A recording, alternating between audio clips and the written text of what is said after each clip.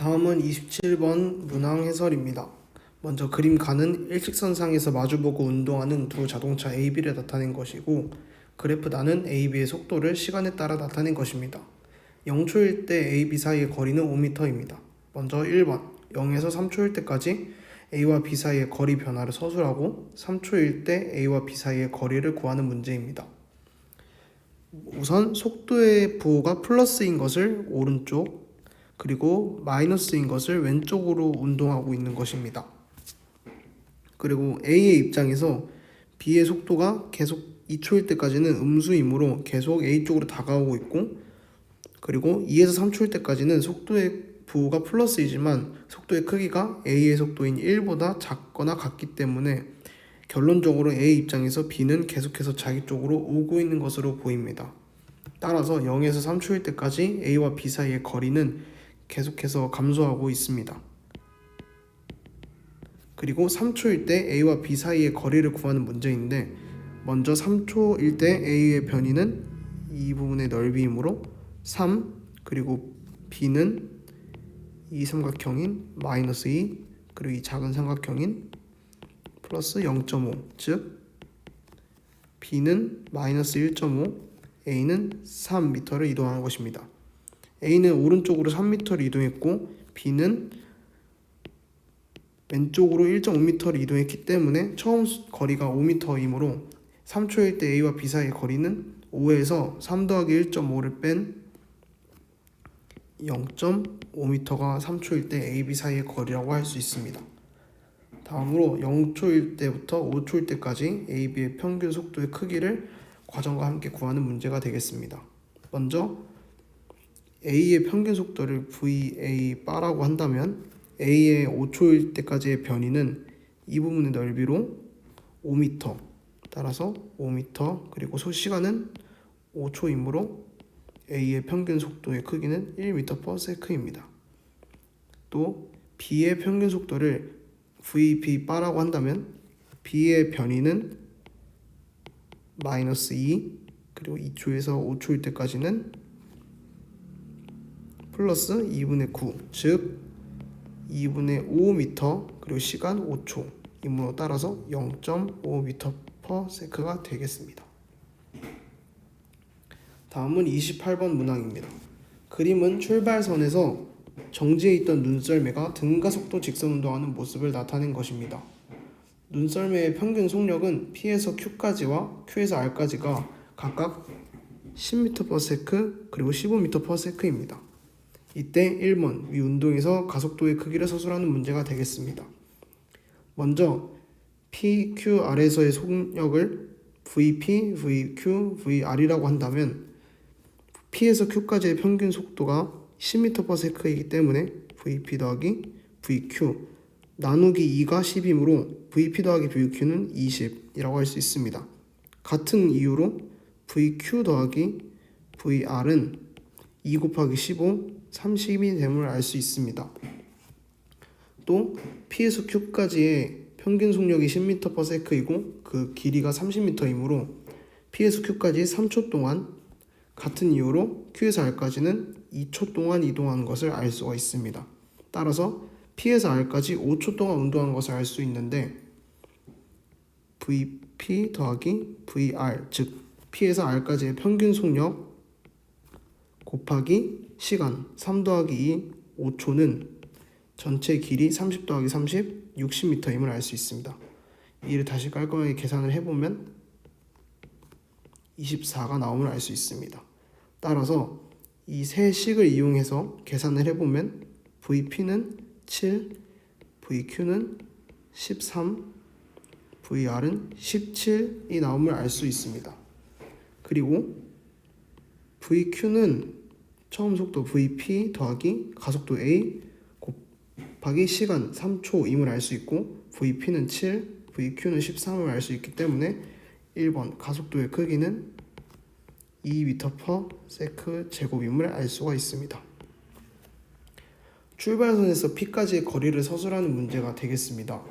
우선 VP는 처음 속도 더하기 가속도 곱하기 t인데 처음 속도가 0이므로 우리는 가속도 2 곱하기 운동하는 시간 t임을 알 수 있습니다.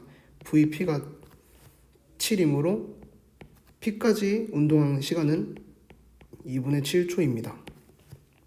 따라서 변이 공식에 의해서 x는 v0, 여기서 v0는 출발선에서의 속도의 크기입니다. t 더하기 2분의 1, 가속도의 크기 2, 그리고 시간 t제곱인데 v0가 0이고 여기서 t가 2분의 7이므로 2분의 7의 제곱임을 알 수 있습니다. 따라서 이를 다 계산해 보면 x는 4분의 49m임을 알 수가 있습니다. 도착선에 도달하는 순간의 속력을 구하는 문제인데 도착선에서의 속력을 V라고 하고 출발선에서의 속력을 V0라고 한다면 V0는 0임을 알 수 있습니다. 또 이 공식을 이용해서 2 곱하기 가속도 A 곱하기 변이의 크기는 V제곱 나중속도의 제곱 빼기 처음속도의 제곱임을 알 수 있는데 먼저 가속도는 2 그리고 이 S는 전체 거리인 100m 100임을 알 수 있고 V0는 0이므로 다음과 같이 알 수 있습니다. 따라서 V는 루트 400이므로 20m/s임을 알 수가 있습니다. 다음은 29번 문제입니다. 그림 가는 수평면에서 정지해 있던 물체에 수평 방향으로 힘 F가 작용하는 모습입니다. 그림 나는 물체의 가속도를 시간에 따라 나타낸 것입니다. 먼저 1번 6초일 때 물체의 속력을 구하는 문제가 되겠습니다. 먼저 4초일 때의 속력의 크기는 4 곱하기 5, 즉 4초일 때는 20m/s 그리고 4에서 5초일 때까지 가속도가 0이므로 동일하게 5초일 때도 20m/s임을 알 수가 있습니다. 그리고 6초일 때는 5에서 6초일 때 동안은 가속도가 마이너스 4m/s 제곱이기 때문에 결론적으로는 6초일 때의 속력은 20 빼기 4 곱하기 1, 즉 16m/s임을 알 수가 있습니다. 0에서 12초 사이에 물체의 운동 방향이 바뀌는 순간이 언제인지 구하는 문제입니다. 우선 1번 같은 상황처럼 속도의 부호가 플러스였다가 속도의 부호가 마이너스로 바뀌는, 즉 속도가 중간에 0이 되는 그 순간을 찾는 문제가 되겠습니다. 먼저 5초일 때의 속력이 20이고 5초에서 12초까지 가속도가 마이너스 4이므로 마이너스 4, 그리고 5초에서 몇 t만큼 갔을 때 속도의 크기가 0이 된다고 했을 때 이 식을 풀어보면 t는 5가 나옵니다. 따라서 0초부터 12초 사이에 속도의 크기가 0이 되는 순간은 5 더하기 t, 즉 5 더하기 5인 10초가 되겠습니다. 마지막으로 0초에서부터 12초까지 물체의 평균 속도의 크기를 구하는 문제입니다. 먼저 그래프를 그려보도록 하겠습니다. 세로축은 속도의 크기, 속도고, 그리고 가로축은 시간이라고 하겠습니다. 먼저 4초일 때, 5초일 때, 그리고 10초일 때, 12초일 때로 나눠서 생각을 해보고 4초일 때 속도의 크기가 20, 그래서 0에서 4초일 때까지는 1차함수 모양으로 4에서 5초일 때 동안은 동일하게 20m/s, 그리고 5에서 10초일 때까지는 감소하게 되는데 10초일 때 속도의 크기가 0임을 알 수 있으니까 다음과 같이 감소를 하고 10에서 12초 사이에서 가속도가 마이너스 4m/s 제곱이기 때문에 12초일 때는 결국 속도가 마이너스 8이 나오게 됩니다. 따라서 0에서 12초까지 물체의 변이를 따지자면 먼저 0에서 4초일 때까지는 40m, 4에서 5초일 때까지는 1 곱하기 20 해서 20m, 그리고 5초에서 10초일 때까지는 50m, 그리고 10초에서 12초일 때까지는 이 삼각형인 마이너스 8m, 이 네 값을 모두 합하면 102m가 나오게 됩니다. 따라서 0에서 12초까지 물체의 평균 속도의 크기는 102m를 12초로 나눈 값으로 이를 계산해 보면은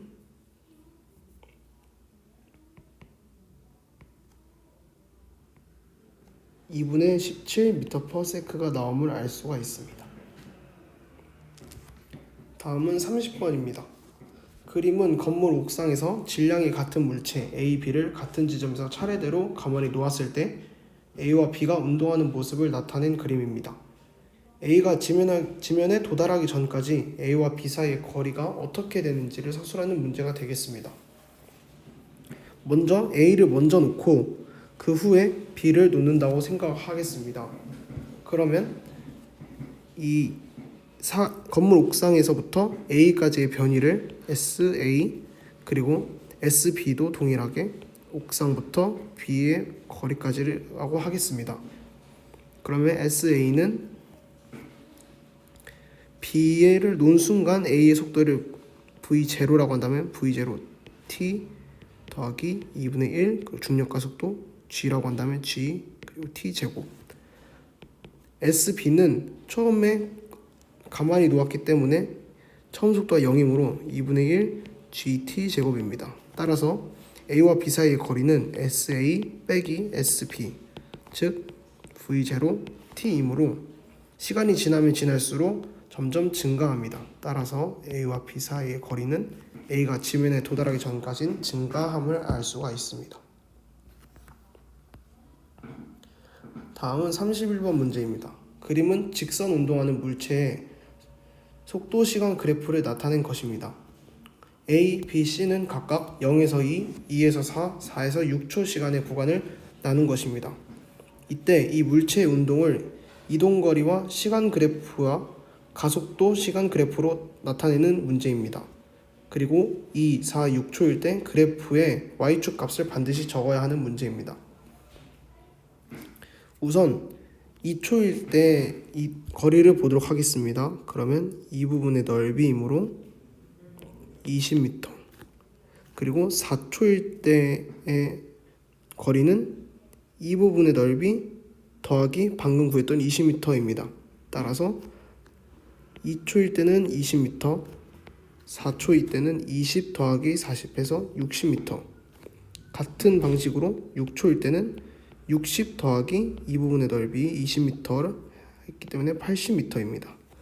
따라서 변이는 2차 함수 모양으로 변하고 특히 B처럼 속도의 크기가 변하지 않는 구간에서는 1차 함수처럼 변하기 때문에 이렇게 변함을 알 수 있습니다. 단 여기서는 20 여기서는 60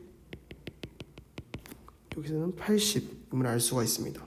다음은 가속도인데 가속도는 위 문제에서 주어진 그래프의 기울기와 같습니다. 따라서 0에서 2초일 때 동안은 기울기가 2분의 20이기 때문에 10 그리고 2에서 4초일 때 동안은 기울기가 0이기 때문에 0 그리고 4에서 6초일 때 동안은 기울기가 2분의 마이너스 20 즉 마이너스 10이기 때문에 마이너스 10 따라서 다음과 같이 나타낼 수 있겠습니다.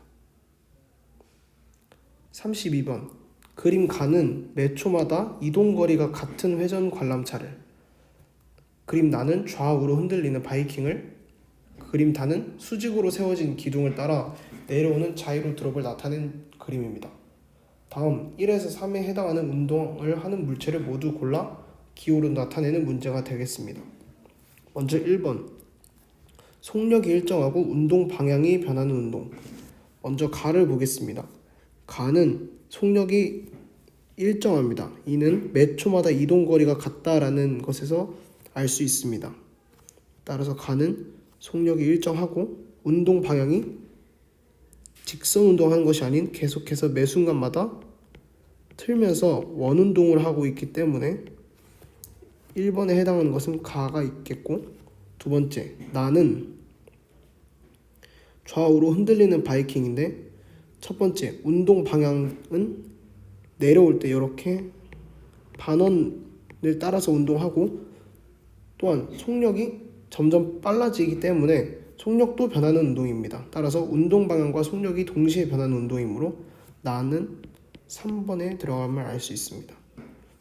마지막으로 다는 내려오는 자유로 드롭을 나타내는 건데 운동 방향은 항상 아랫방향으로 이 기둥을 따라 아랫방향으로 내려오지만 처음에 정지했다가 내려오면 내려올수록 속력이 빨라지는 것을 알 수가 있습니다. 따라서 운동 방향은 일정하지만 속력이 변하는 운동은 2번, 즉 다가 되겠습니다. 따라서 1번의 답은 가, 2번은 다, 3번은 나임을 알 수가 있습니다.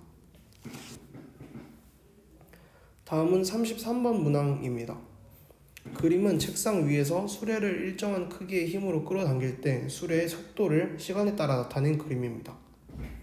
A는 수레만 끌어당겼을 때의 결과, B는 수레 위에 벽돌 한 장을 올려놓고 또 같은 크기의 힘으로 끌어당겼을 때의 결과를 나타낸 것입니다. 수레의 질량을 M1, 벽돌의 질량을 M2라고 한다면 이때 M1 대 M2를 구하는 문제입니다. 뉴턴의 제2법칙에 따라서 F는 M 곱하기 가속도 A임을 알 수가 있습니다. 그런데 우리 F는 둘이 같은 크기라고 했으므로 1대 1임을 알 수가 있습니다.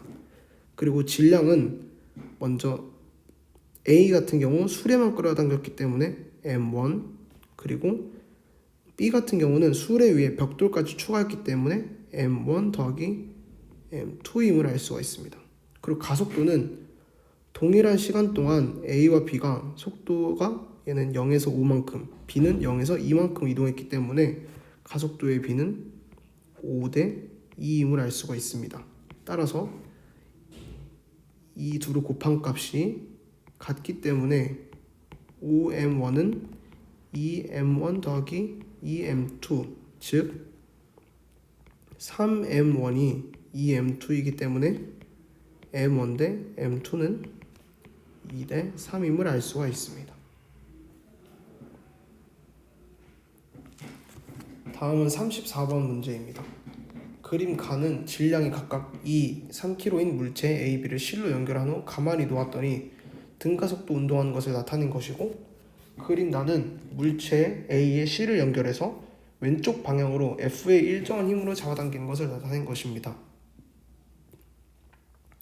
그림 가와 같이 3초 동안 운동한 후 그림 나와 같이 왼쪽 방향으로 6초 동안 힘을 주자 물체 A가 정지했다고 합니다. 이때 F의 크기를 구하는 문제입니다. 먼저 가에서의 가속도를 구해보도록 하겠습니다. 먼저 이쪽 방향으로 R자임이 총 30N이 작용하기 때문에 R자임 30은 전체 질량 2 더하기 3, 5의 가속도 A, 따라서 가에서의 가속도의 크기는 6m/s 제곱임을 알 수가 있습니다. 그런데 가와 같이 3초 동안 운동하고 F로 6초 동안 힘을 주자 물체 A가 정지했다는 뜻은 무슨 뜻이냐면 가에서 3초 동안 A의 가속도만큼 이동한 그 속력을 F를 가해야 6초 동안 가해야 그 속력이 다시 0으로 돌아온다는 뜻이므로 이 나에서의 가속도 크기는 그것의 절반인 3m/s 제곱임을 알 수가 있습니다. 이것을 이용하여 문제를 풀어보면 F 마이너스 옆 방향의 30은 전체 질량 2 더하기 3, 5, 그리고 가속도의 크기 3, 따라서 F는 15 더하기 30, 45N임을 알 수가 있습니다.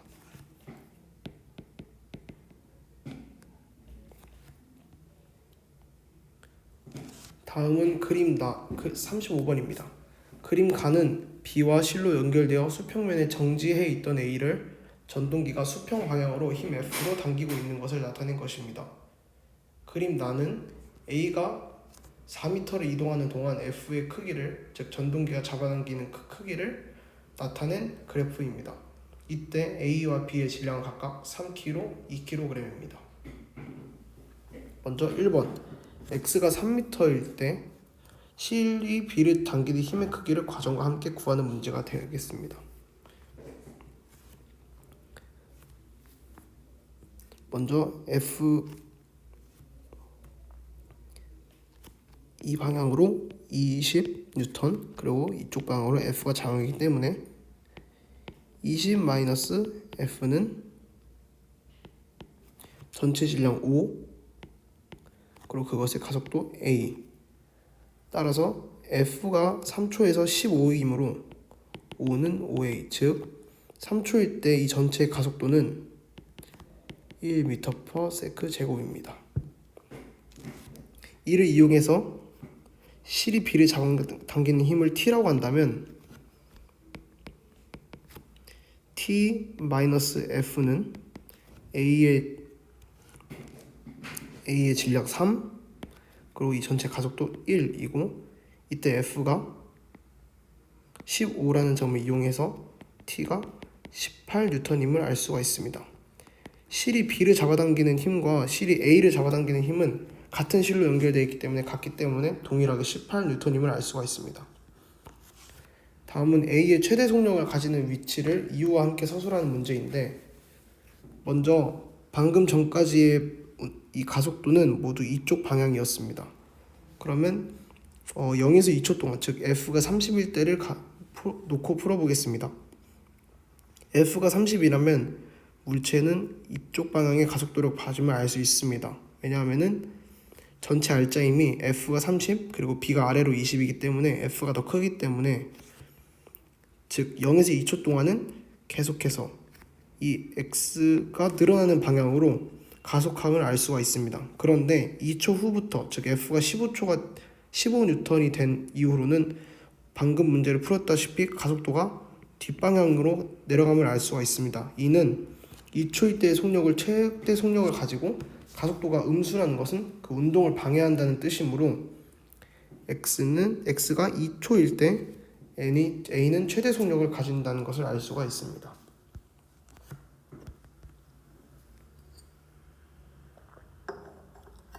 다음은 36번 뉴턴의 운동 법칙에 대해 서술하는 문제입니다.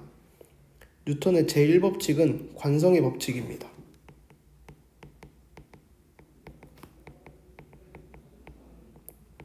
그 예는 대표적으로 먼저 관성은 어떤 물체가 자신의 운동 상태를 계속해서 유지하려고 하는 그러한 성질인데, 가만히 정지해 있던 버스가 갑자기 앞으로 갈 때 그 안에 타고 있던 사람이 뒤로 몸이 쏠리는 현상을 받는 것을 관성의 예로 들 수가 있습니다. 왜냐하면 버스와 사람이 모두 정지하고 있는 운동 상태를 유지하려고 하나, 버스가 갑자기 출발하지만 사람은 계속해서 정지하고 싶어 하기 때문에 그 버스의 운동과 반대 방향이 뒤쪽으로 쏠리는 현상을 받는 것입니다. 다음은 운동 법칙 제2법칙을 서술하는 것입니다. 제2법칙은 가속도 법칙인데, 먼저 시간 속도 그래프와 연계해서 설명을 하고 또 알짜임과 관련된 두 가지 요소를 포함해서 서술을 해본다면, 이 시간 속도에서 기울기가 시간분의 속도로 이것이 가속도이고, 또 질량과 그 가속도를 곱한값이 알짜힘을 알 수가 있습니다. 다음은 뉴턴의 운동 법칙 제3법칙을 서술하는 건데, 이는 작용, 반작용의 법칙입니다. 이는 무슨 뜻이냐면, 어떤 물체 A와 B가 있다고 했을 때 A가 B에게 가하는 힘의 크기와 B가 A에게 가하는 힘의 크기는 서로 크기가 같지만 하지만 방향이 반대라는 뜻입니다. 이는 무슨 뜻이냐면, 사람 A가 벽 B에게 주먹으로 때리는 것과 벽 B가 동시에 사람 A를 미는 힘은 크기는 같지만 그 둘의 방향은 반대라는 뜻입니다. 다음은 37번 문항입니다. 그림가는 질량이 3kg인 같은 자석 A, B를 각각 천장과 그리고 바닥에 실 P와 Q를 이용하여 매달아 놓은 것입니다. 그림 나와 같이 B 위에 나무 도막을 올려 보았더니 나무 토막의 질량이 10kg보다 작으면 B는 공중에 떠 있었지만 10kg보다 크면 공중에 떠 있지 못하는 그런 그림입니다. 이때 아래 물음에 답하는 문제입니다. 먼저 자석 사이에 작용하는 자기력의 크기가 몇 뉴턴인지 풀이 과정과 함께 서술하는 문제인데, 위 문제를 보면 알 수 있듯이 나무 토막의 질량이 10kg보다 크면 그때부터 쓰러진다는 뜻이므로 이는 10 더하기 3, 따라서 13kg까지는 자기력이 버틸 수 있다는 문제입니다. 따라서 자기력 F는 3 더하기 10 곱하기 중력 가속도 10, 따라서 130N임을 알 수가 있습니다. 따라서 자기력은 130N입니다. 가에서 실피와 천장 사이에 작용하는 힘의 크기를 풀이 과정과 함께 서술하는 문제인데, 먼저 방금 문제를 통해서 자기력의 크기가 130N임을 알 수가 있습니다. 먼저 P가 A를, 즉 실P가 A를 잡아당기는 힘을 TP라고 한다면 A는 아랫방향으로 A 자체의 질량에 의한 중력 30N, 그리고 B가 A를 잡아당기는 그 자기력 130N. 따라서 P와 천장 사이는 P가 A를 잡아당기는 힘과 같으므로 그 힘의 크기인 TP는 30 더하기 130, 즉 160N입니다.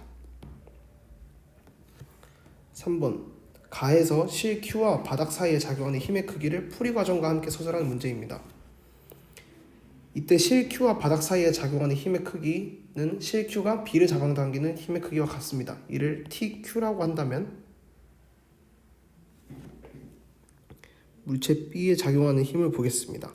아랫방향으로 TQ, 그리고 B의 3kg에 의한 중력 30N, 그리고 A가 B를 잡아당기는 자기력인 130N이 있겠습니다. 따라서 130N은 TQ 더하기 30이므로 TQ는 100N임을 알 수가 있습니다.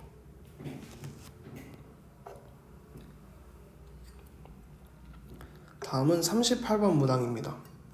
그림은 책상 위에 책이 놓여 있을 때 작용하는 힘을 나타낸 것입니다. 이때 작용 반작용 관계에 있는 힘을 모두 고르는 문제가 되겠습니다. 먼저 F1과 F2를 보겠습니다. 지구가 책을 당기는 힘은 F1이고 F2는 책이 지구를 당기는 힘입니다. 뉴턴의 작용 반작용 법칙에 보면 알 수 있듯이 지구가 책을 당기는 힘과 책이 지구를 당기는 힘의 크기는 모두 같지만 그 방향이 이렇게 반대임을 알 수 있습니다. 따라서 F1과 F2가 작용 반작용에 있습니다.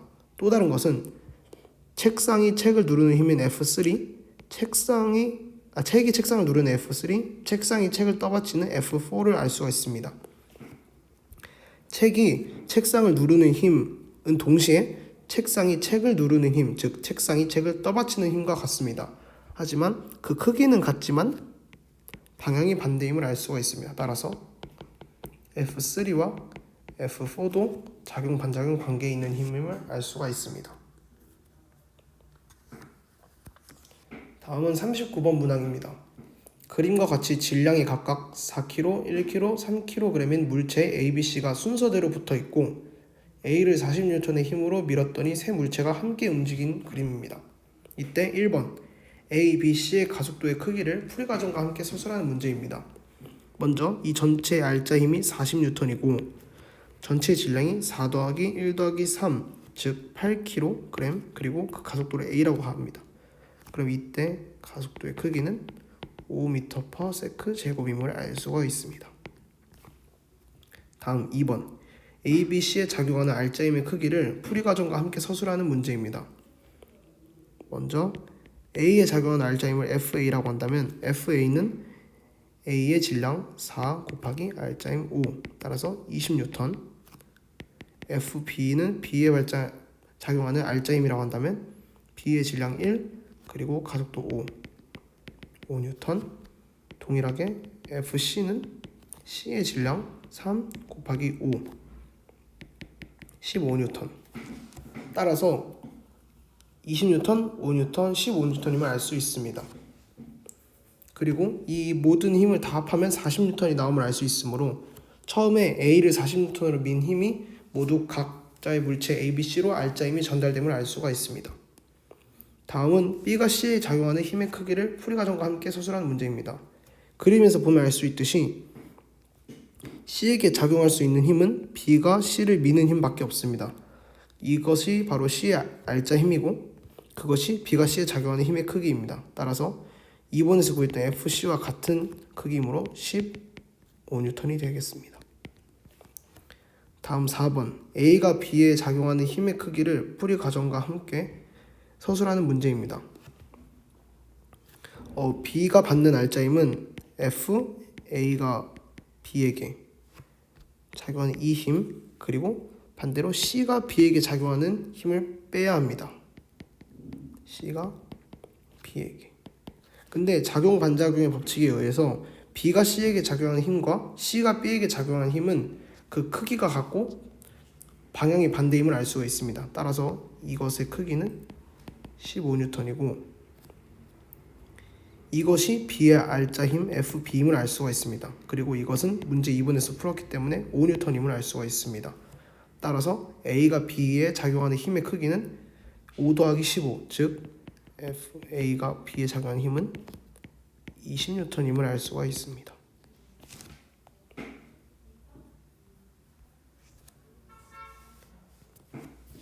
다음은 그림 나와 같이 물체 AB와 CD가 실로 연결되어 각각 등가속도 운동을 하고 있는 그림입니다. AB의 질량은 각각 4kg, 1kg이고 CD의 질량은 각각 1kg, 4kg입니다. 가에서 A는 마찰이 없는 수평면에서 운동하고 있습니다. 이때 1번 가에서 물체의 가속도를 A1, 나에서 물체의 가속도를 A2라고 할 때 풀이 과정과 단위를 포함해서 A1과 A2를 구하는 문제입니다. 먼저 가에서 알짜 힘은 10N이기 때문에 10은 4 더하기 1kg인 5 곱하기 A1, 즉 A1은 2m/s 제곱임을 알 수가 있습니다. 나에서는 이쪽으로 중력 40N, 반대로 이쪽으로 중력 10N이기 때문에 전체 알짜 힘은 40 빼기 10, 30N임을 알 수가 있습니다. 이는 전체 질량 5kg 곱하기 A2, 즉 A2는 6m/s 제곱임을 알 수가 있습니다. 가에서 실이 B를 잡아당기는 힘을 T1, 나에서 실이 D를 잡아당기는 힘을 T2라고 할 때 T1과 T2의 크기를 구하는 문제가 되겠습니다. 먼저 가에서 B에 작용하는 알짜 힘은 10 빼기 T1, 이는 B의 질량 1kg, 그리고 가속도 A1, 2입니다. 따라서 T1은 8N입니다. 그리고 두 번째 T2, D에 작용하는 알짜 힘은 40N 빼기 위쪽으로 장력 T2입니다. 이는 D의 질량 4 곱하기 A2, 즉 6입니다. 따라서 T2는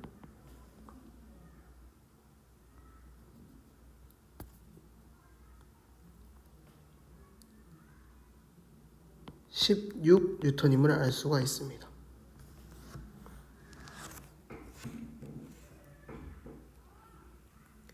다음은 42번 문제입니다. 그림 가는 마찰이 없는 수평면에서 물체 A와 C가 정지해 있는 물체 B를 향해 각각 3V, V의 일정한 속력으로 동일 직선상에서 운동하는 것을 나타낸 것입니다. 그림 나는 A와 C가 동시에 B와 충돌한 후 한 덩어리가 되어서 V의 속력으로 등속도 운동하는 것을 나타낸 것입니다. B와 C의 질량은 M으로 같습니다. 이때 A의 질량이 몇 M인지를 구하는 문제입니다. 먼저 A의 질량을 라지 M이라고 해보겠습니다. 그리고 오른쪽으로 운동하는 것의 속도 부호를 플러스, 반대로 왼쪽으로 운동하는 것의 부호를 마이너스라고 하겠습니다. 그림 가의 총 운동량은 3 라지 M V 더하기 마이너스 MV, 왜냐하면 C는 왼쪽으로 이동하기 때문입니다. 따라서 3 라지 MV 빼기 MV입니다. 그리고 나에서는 전체 질량 곱하기 오른쪽으로 이동하고 있기 때문에 다음과 같습니다. 그리고 운동량이 보존되기 때문에 이것과 이것의 값이 같으므로 라지 MV 더하기 EMV, 이것을 풀면 m은 2분의 3mm을 알 수가 있습니다. 따라서 A의 질량은 2분의 3mm을 알 수 있습니다. 다음은 운동량 보존 법칙을 증명하는 과정을 나타낸 것입니다. 그림과 같이 마찰이 없는 수평면에서 질량이 각각 m1, m2이고 충돌 전 속도가 v1, v2인 두 물체 A, B가 서로 충돌한 후 속도가 각자 v1', v2'이 되었습니다. 두 물체가 충돌하는 순간 기억 법칙에 따라 물체 A가 어떻게 되는지를 말하는 건데, 여기서 기억 법칙은 바로 작용, 반작용 법칙입니다. 그리고 이 작용, 반작용 법칙에 따라서 물체 A, B는 서로 같은 크기의 힘을 같은 시간 동안 서로 크기는 같지만 방향은 반대인 반대 방향으로 받습니다. 이것을 뉴턴 제2법칙을 포함시켜서 정리하자면 다음과 같습니다. 먼저 이 두 번째 그림인 F1과 F2는 작용 반작용 법칙에 의해서 크기는 같지만 방향이 반대이므로 F1은 마이너스 F2, 여기서 마이너스는 방향이 반대라는 뜻입니다. 그리고 뉴턴 제2법칙에 의해서 F1은 A의 질량 m1 곱하기 시간 t 초 동안 속도의 변화량, 즉 v1 프라임 빼기 v1입니다. 그리고 이 F2는 마이너스를 먼저 붙이고 m2 곱하기 동일 시간 t분의 v2 프라임 빼기 v2입니다.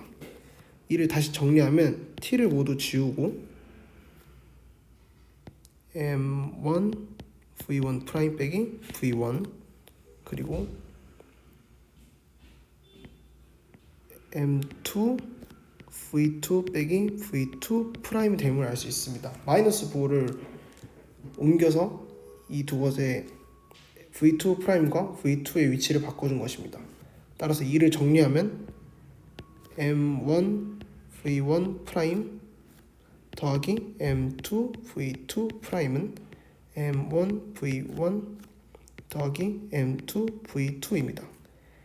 여기서 m1 v1, m2 v2를 더한 것은 충돌 전에 A와 B의 운동량이고 m1 v1 프라임 더하기 m2 v2 프라임은 충돌 후의 운동량입니다. 따라서 충돌 전과 충돌 후의 운동량이 같음을 알 수 있습니다. 따라서 모두 정리하면 기억은 작용, 반작용, 니은은 같은, 디귿은 반대, 그리고 리을은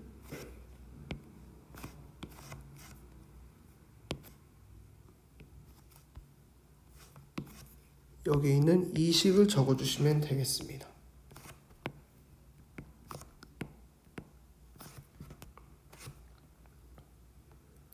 다음은 44번 문항입니다. 그림은 포신의 길이가 짧은 대포와 긴 대포를 나타낸 그림입니다. 같은 포탄을 사용하더라도 이 포신의 길이가 더 긴 대포에서 발사된 포탄이 더 멀리 나가는 이유를 충격량과 이용하여 설명을 하는 것인데,